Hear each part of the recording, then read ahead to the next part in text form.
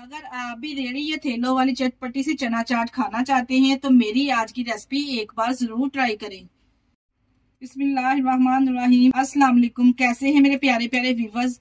उम्मीद करती हूँ सब खैरियत से होंगे, खुशहाल होंगे, जहां भी रहें खुश रहें, आबाद रहें। आज लाई हूँ आप लोगों के लिए ऐसी चटपटी जूसी चना चाट। रेड़ी या ठेलों पे मिलने वाली ये चटपटी सी चना चाट जब हम लोग घर पे बनाते हैं तो हमसे वो टेस्ट ही नहीं आता। कुछ लोग कमेंट करके कहते हैं कि जब हम ये चना चाट चटपटी सी घर पे तैयार करते हैं रेड़ी या ठेलों वाला टेस्ट ही नहीं आता हमसे। आज आप लोगों से वो सारे टिप शेयर करूंगी और मुझसे सीक्रेट है ये जो रेड़ी या ठेले वाले छुपाते हैं। तमाम टिप आपसे शेयर करूंगी कि जब आप इस तरह से ये चटपटी सी चना चाट बनाएंगे ना, आपके हाथ में भी वही फ्लेवर आएगा रेड़ी या ठेलों वाला। आपने करना क्या है, आपने वीडियो को एंड तक देखना है बगैर स्किप किए। वीडियो स्टार्ट करने से पहले आपको वीडियो जरा सी भी अच्छी लगी तो वीडियो को लाइक और चैनल को लाजमी सब्सक्राइब कर दिया करें। चले जी फिर देर किस बात की, इस मजेदार सी चटपटी जूसी चना चाट को बनाना स्टार्ट करते हैं। चलते हैं रेसिपी की तरफ। जूसी चटपटी चना चाट बनाने के लिए यहाँ पे हमने किन किन चीजों की जरूरत है, मैंने तमाम चीजें सबसे पहले तैयार कर ली हैं।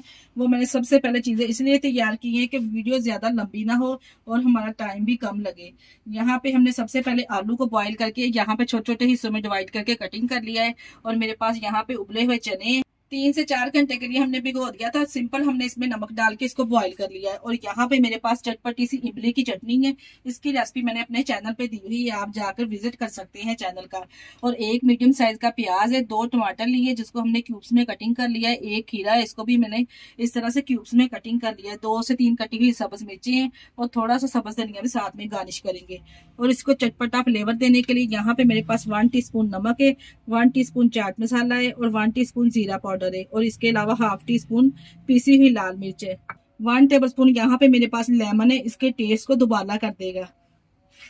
जी इसको बनाना स्टार्ट करते हैं। इसको बनाने के लिए यहाँ पे मैंने एक बोल ले लिया है, इसमें शामिल करेंगे चने और आलू। आलू और चने डालने के बाद एक बार इसको मिक्स कर लेंगे। मिक्स करने के बाद यहाँ पे जो हमने वेजिटेबल कटिंग की है ना, ये शामिल कर देंगे। तमाम वेजिटेबल डालने के बाद यहाँ पे जो मैंने आपको स्पाइसेस बताए थे ना, ये स्पाइसेस हम इसमें शामिल कर देंगे। पहले इस तरह से चम्मच की मदद से हम इसको मिक्स कर लेंगे, फिर हम इसके ऊपर इस तरह से इसको अप्लाई कर देंगे। यहाँ पे जो मैंने 1 टेबलस्पून लेमन लिया था ना, ये भी हम साथ में शामिल कर देंगे।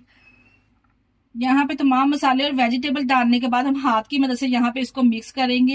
हाथ की मदद से इस तरह से हम इसको मिक्स करेंगे ना तो ये एक जान हो जाए। मसाले अच्छे से ये चाट में रच बच जाएंगे और बड़ी ही जूसी ये चाट बनके तैयार होगी।